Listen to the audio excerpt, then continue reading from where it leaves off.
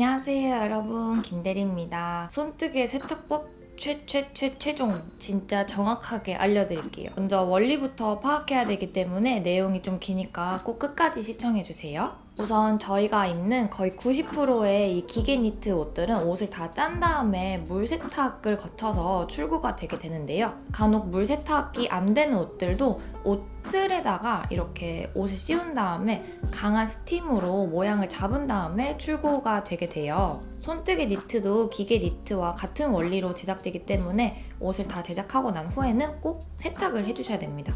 여러분들이 잘못 알고 계시는 게 있는데요. 물 세탁하면 안 되는 그런 실은 없어요. 모든 실은 물 세탁이 가능하고요. 오히려 물 세탁하면 훨씬 예뻐져요. 그런데 물 세탁하면 못생겨지는 실은 있습니다. 이것만 기억해 두세요. 필 누아지, 필 에어페루처럼 폴리아미드 튜브 안에 울이나 알파카나 코튼 같은 거를 이렇게 불어서 넣어서 만든 그런 되게 예쁜 튜브사 형태의 실들이 있어요. 이거는 물 세탁하면 못생겨져요. 이런 형태의 가공법 실을 블로우얀이라고 하는데요. 이런 블로우얀들은 물 세탁하면 못생겨지기 때문에 드라이 클리닝이나 스팀으로 모양을 잡아주시는 걸 권장드립니다. 요즘 제품으로 많이 나오는 울드라이, 홈드라이 이런 제품 있잖아요. 그건 사실상 세탁소에서 하는 드라이랑 원리가 달라요. 드라이는 물이 닿지 않기 때문에 드라이입니다. 근데 저희가 홈드라이, 울드라이 세제는 물을 넣어서 거기다가 그냥 세제처럼 넣는 거기 때문에 애초에 용액 자체가 다른 거예요. 세탁소에서 세탁 다 하고 나서 옷 가지고 오면 막 석유 냄새 같은 거 나죠. 세탁소 드라이는 휘발성 기름 같은 걸로 물에 닿지 않게 세탁을 하는 거를 세탁소 드라이라고 하고요. 저희가 집에서 하는 홈드라이, 울드라이는 애초에 세탁소에서 하는 거랑 다르니까 드라이를 해야 예뻐지는 실들은 꼭 세탁소 드라이를 하시거나 아니면 스팀으로만 관리하시는 걸 추천드립니다.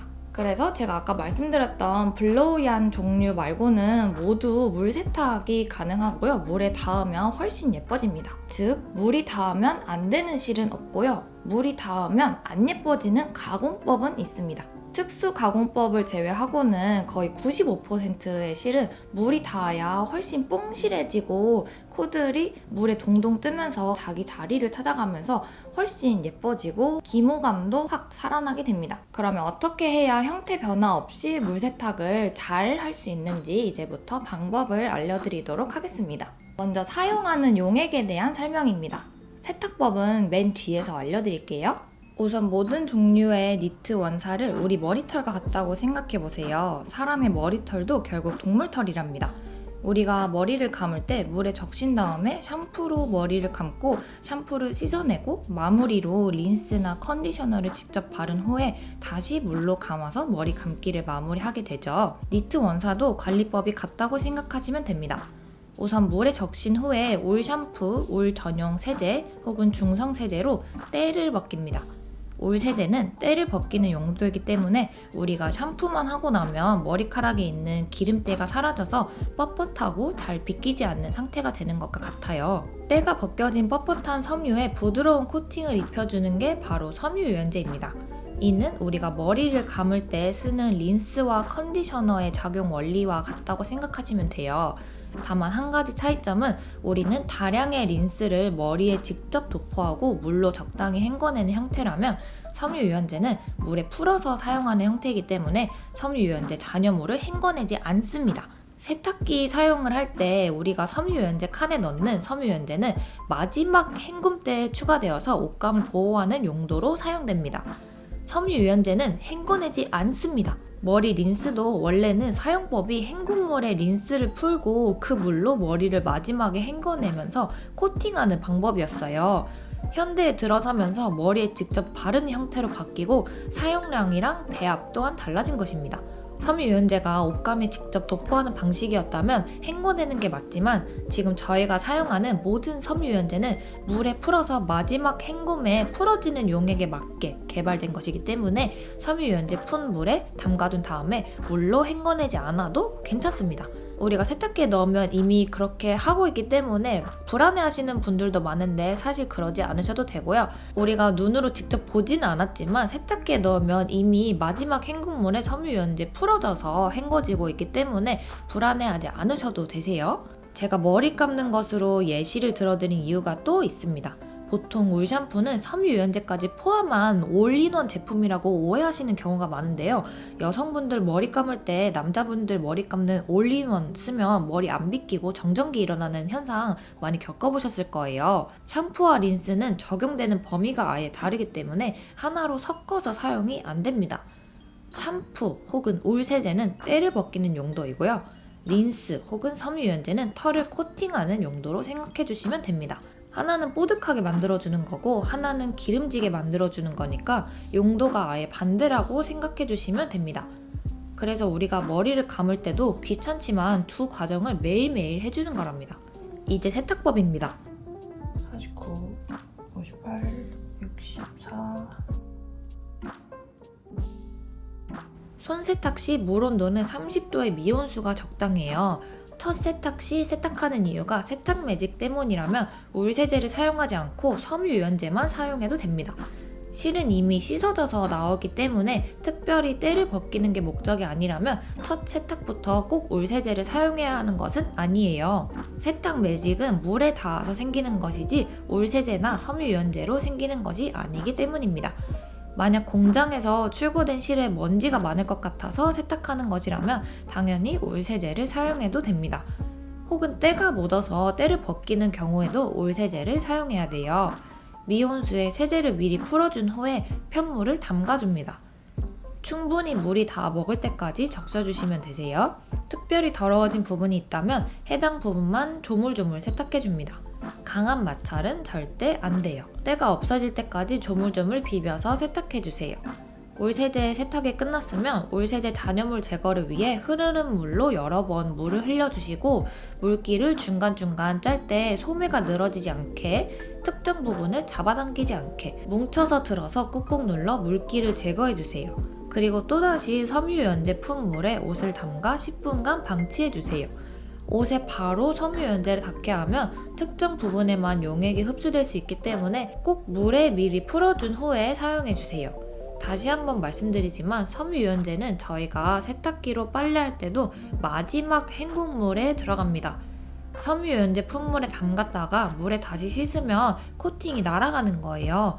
섬유유연제 잔여물 때문에 걱정하실 텐데요. 시중에 출시되는 섬유유연제들은 모두 엄격한 기준의 피부 자극 테스트나 유해물질 테스트를 통과한 제품만 유통될 수 있습니다. 저희가 피부에 수분크림이나 핸드크림 직접 바르는 것과 비슷한 성분들로 구성되어 있다고 생각하시면 돼요. 특별히 섬유유연제에만 엄청나게 걱정하실 필요가 없다는 겁니다. 이제 10분간 방치가 끝났으면 저의 꿀팁은 고무단이 있는 경우 고무단을 쭉쭉 늘려서 모양을 잡아주는 겁니다. 고무단 못생겨서 고민 많으실 텐데요. 저는 항상 세탁할 때 고무단을 가차없이 쫙쫙 늘려서 모양을 잡아주는 편입니다. 그러면 세탁 전보다 잡아당기기 전보다 훨씬 가지런해집니다. 메리아스 부분, 특히 팔 부분은 늘리는 대로 늘어날 수가 있으니까 꼭 고무단 부분만 쫙쫙 늘려주세요. 모양 잡기까지 끝났으면 이제 물기를 꾹꾹 눌러서 짜고 큰 수건에 펼쳐준 후에 돌돌 말아서 꾹꾹 눌러서 물기를 제거해주세요. 물 밖으로 나온 물먹은 편물이 가장 위험합니다. 옮기실 때 팔이 늘어지지 않게 특정 부분이 잡아당겨지지 않게 뭉쳐서 옮겨주세요. 이렇게 물기를 제거해도 손세탁 편물은 물을 정말 많이 먹고 있어서 마르는데 시간이 오래 걸려요. 그래서 세탁기 탈수 기능을 사용하시는 걸 추천드립니다. 탈수 기능 사용 전에 세탁기 사용 시 니트가 왜 늘어나는지, 왜 줄어드는지, 왜 펠팅되는지 원리만 파악한다면 변형과 펠팅을 피할 수 있습니다.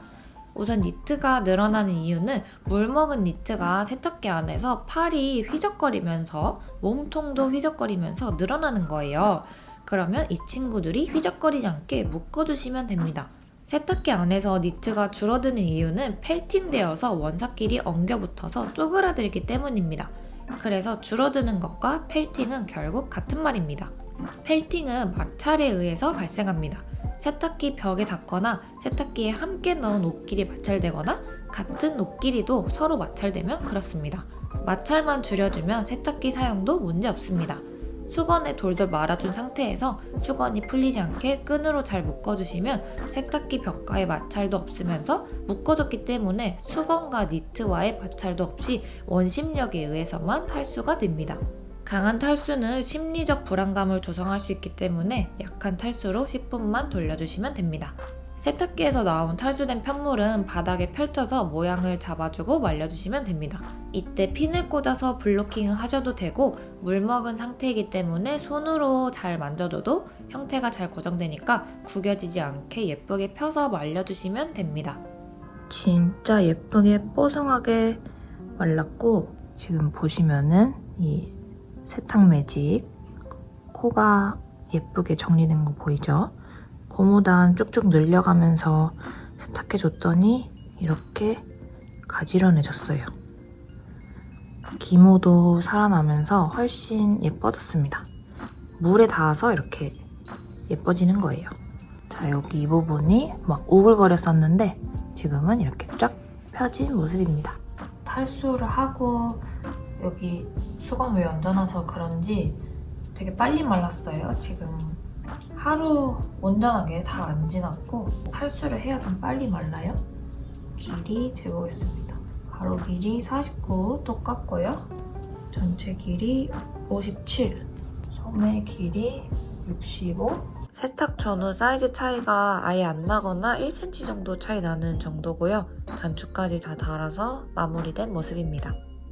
이제 완벽한 니트 세탁이 끝났습니다. 세탁기로 탈수를 돌려도 변형이 없는 거 확인하셨죠? 물론 아주 약간의 차이는 있을 수 있지만 그래도 저희가 우려했던 것처럼 그렇게 엄청나게 드라마틱하게 줄거나 늘어나거나 보풀이 생기거나 펠팅이 일어나거나 하지는 않았습니다.